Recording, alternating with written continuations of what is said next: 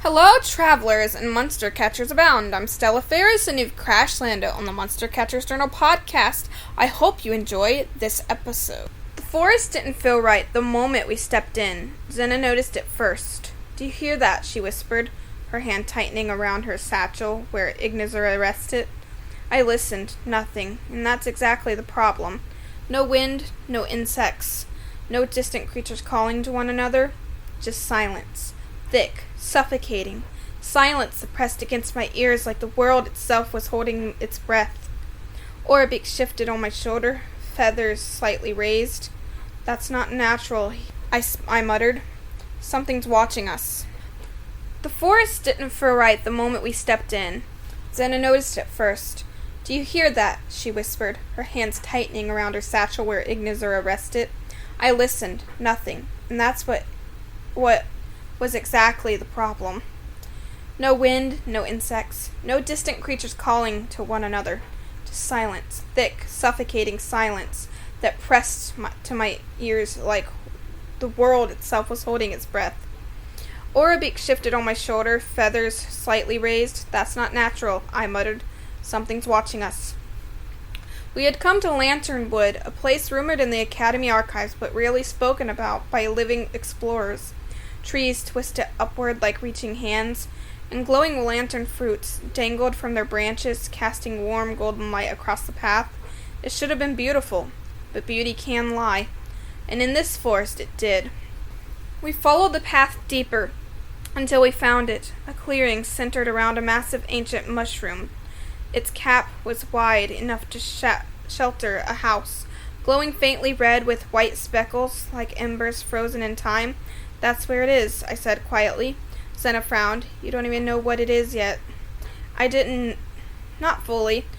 But I could feel it. The veil was thin here, thinner than I had ever experienced before. The air shimmered like something unseen was breathing between worlds.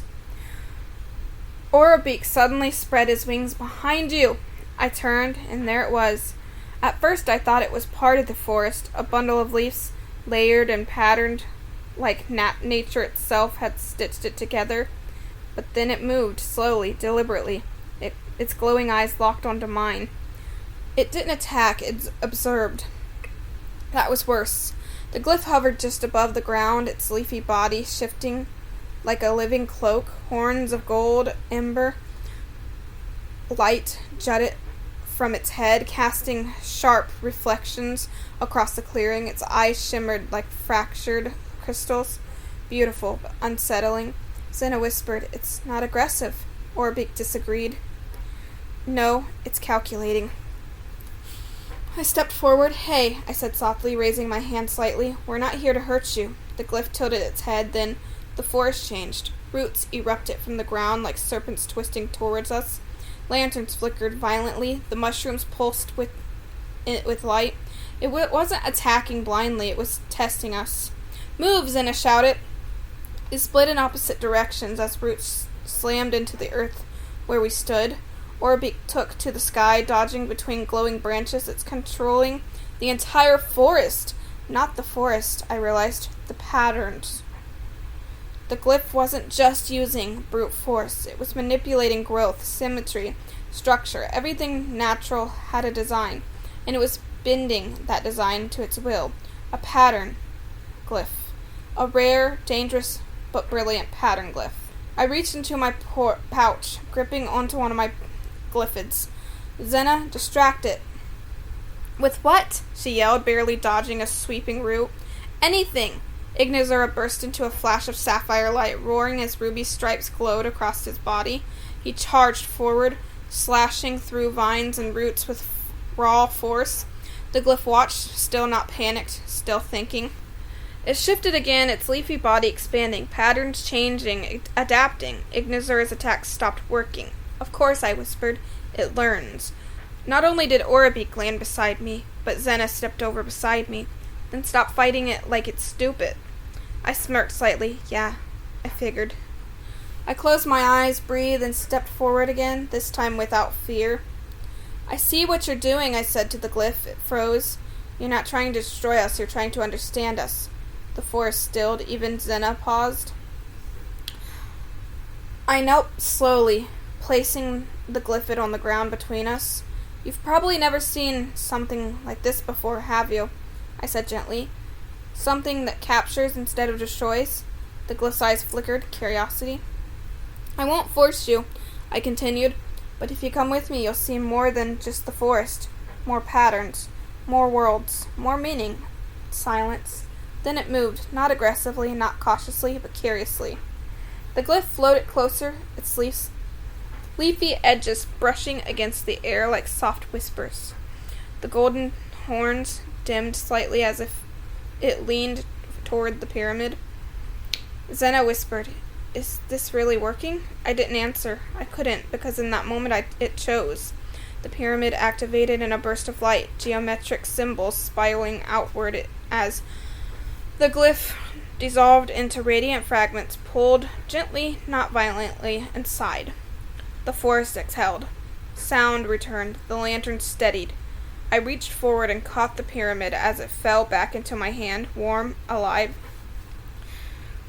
Orbeek let out a low whistle. You didn't catch it, Zena said. Luna finished the thought. It joined you. I smiled softly, looking down at the glowing pyramid. Yeah. Later that night, as we set up camp just outside the Lanternwood, I released it again. The glyph emerged slowly, its patterns calmer now, its eyes less sharp. It looked at me, not as prey, not as a threat, but as something new, a partner, I said quietly, beside me, and for the first time since we met, it didn't watch me like a mystery. It watched me like it had already decided I was worth understanding. That night should have been peaceful, but it wasn't.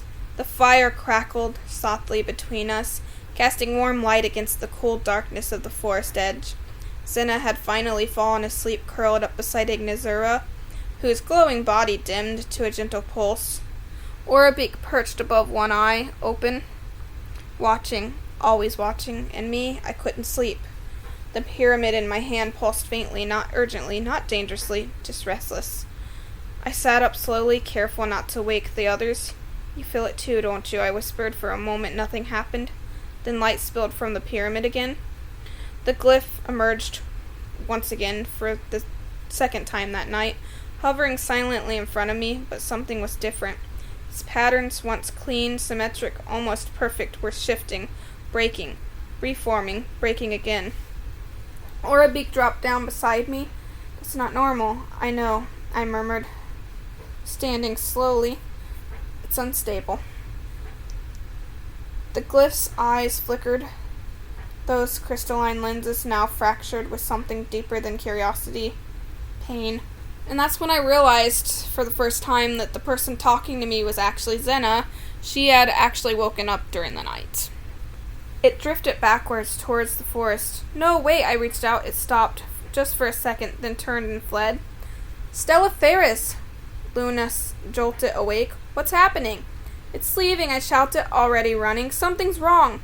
We chased it back into Lanternwood, but this time the forest wasn't quiet. It was angry. Roots burst from the ground violently, not in controlled patterns like before, but wild, chaotic lanterns flickered erratically, casting distorted shadows that twisted unnaturally across the trees. This isn't it, Zena yelled. This is something else. Orbeek soared ahead. No, it's still it. I skidded to a stop. What? It's losing control. Ahead of us the clearing glowed, but not with the soft magical light from before. It now pulsed violently like a heartbeat, too fast, too loud. In the center, the glyph.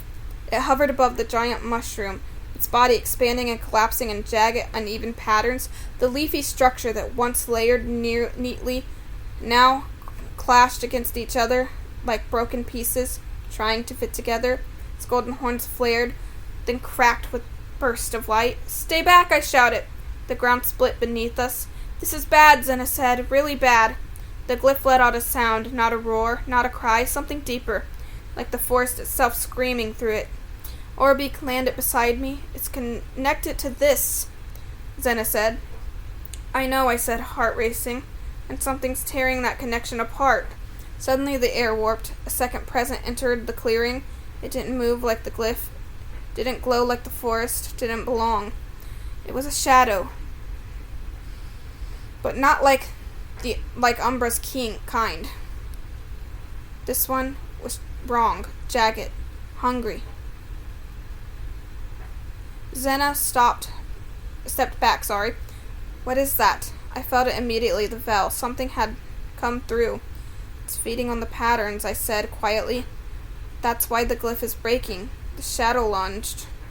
The glyph reacted, but too slowly. Its patterns misaligned. Its movement stuttering. It wasn't fighting at full strength. We have to pull it.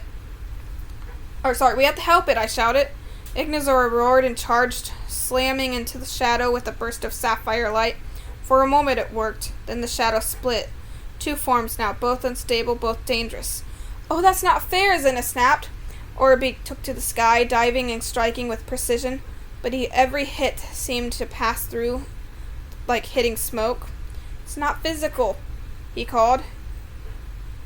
Or Zena called, sorry. It's anchored to something, Luna said. To the glyph, I realized. The shadows wasn't just attacking, it was connected, leeching, corrupted. I clenched my fist, then we break the connection. Zena blinked. How? I looked at the glyph, struggling, breaking, still trying to fight. By reaching it, before anyone could stop me, I ran straight toward it. Stella Ferris, don't! Zena shouted. Too late. The moment I stepped into the center, everything changed. The world twisted, colors drained, patterns surrounded me, thousands of them, overlapping, clashing, collapsing into chaos. I wasn't in the forest anymore. I was inside the glyph, its mind, and it was breaking. I see, I whispered, memories flooding me, endless cycles of growth, symmetry, balance. Watching this forest for years, decades, maybe longer, it had always maintained order, always preserved the patterns, until now. A fracture, a tear in the veil, something slipped through and attaching itself to the one being who can control everything. You didn't ask for this, I said softly. The glyph appeared in front of me, smaller now, weaker, its patterns flickering. I'm not here, I told it. You're not alone. Or I'm here, I told it. You're not alone. The shadow surged behind me. But this time, I didn't run. I reached out. Trust me. For a moment, everything paused. Then the glyph moved forward and touched my hand. Light exploded outside. Zena shielded her eyes. What is she doing? Orbeek didn't answer. He couldn't answer anyways, because he can't talk. He was watching, waiting. Inside, the chaos began to settle. The patterns aligned. Not perfect. Not like before, but stronger, different. The shadow shrieked and shattered. Gone. The forest fell silent. When I opened my eyes, I was back, collapsed on the ground. Zena rushed to me. Are you okay? I laughed weakly. Yeah, I think so. Above, the glyph hovered, but now its patterns were just nature. They were new, mixed, evolving, alive in a way they hadn't been before. Orbeek tilted his head. You didn't just stabilize it. I smiled, still catching my breath. We changed each other. The glyph drifted closer, no longer just observing, no longer just learning. Now it understood, and this time, when it looked at me, there was no question left in its eyes. Only trust. Now, we didn't go back to the academy. Not after we learned their true intentions. Not after him, either. The fire burned low in our hidden camp, tucked deep within a hollow grove far beyond the mapped regions of Lanternwood. Even the Academy scanners couldn't reach this far. At least, that's what Zena hoped. Orbeek wasn't convinced. And he would chirp in a loud frequency at us.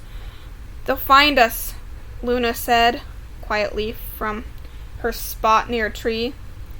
They always do.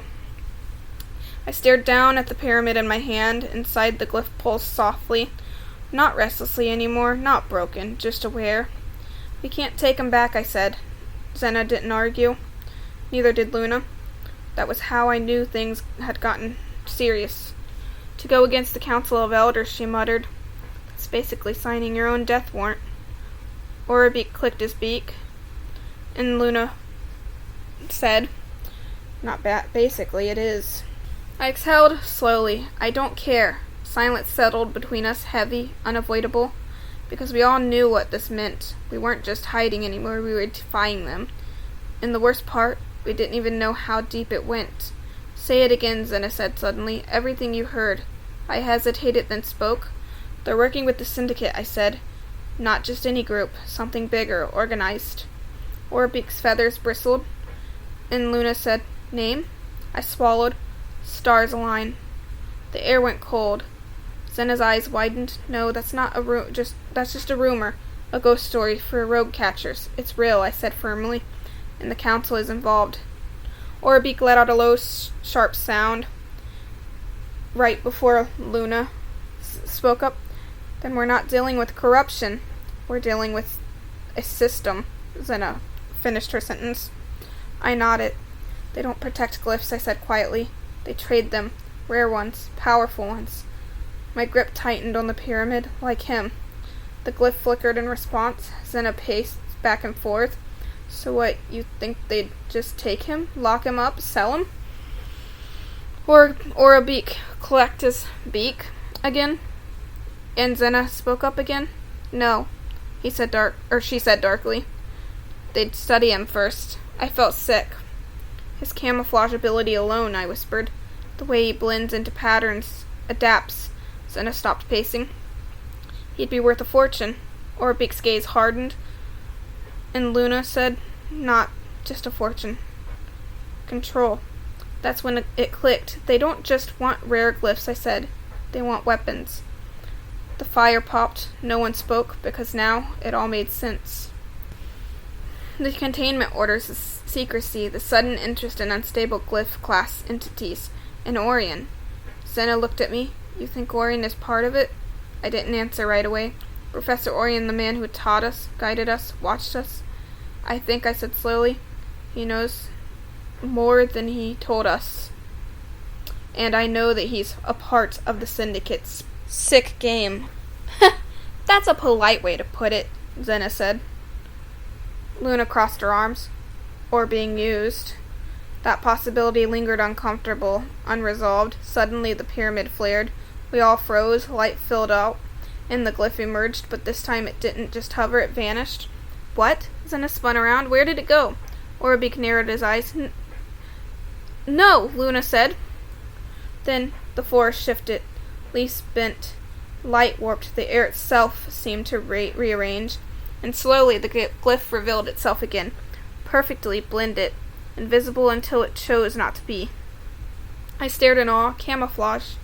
Zena let out a breath. "That's not camouflage. That's reality and manipulation." Orabeak nodded. "And if the council gets their hands on it," Zena started. I cut her off. "They won't." The glyph drifted beside me, silent, watching, understanding. "I won't let them," I said. Zena met my eyes. "You're talking about going against the most powerful organization on Nibiru." I nodded. Luna smirked. "Finally, something interesting." Zena groaned. "Oh, great. She's excited, sorry." I couldn't help but smile a little, even with everything hanging over us. Fear, danger, betrayal. We weren't alone. I looked at the glyph, at the way it shimmered in and out of existence, adapting to the world around us. Free for now. "They call themselves elders," I said quietly. "But if they're working with stars align," my voice hardened, "then they're not guardians." The fire flickered. The forest listened. "They're traffickers." And for the first time I realized something that changed everything. We weren't just hiding anymore. We were at war with the Council of Elders. And this time we were going to be ensured our win against the Council of Elders.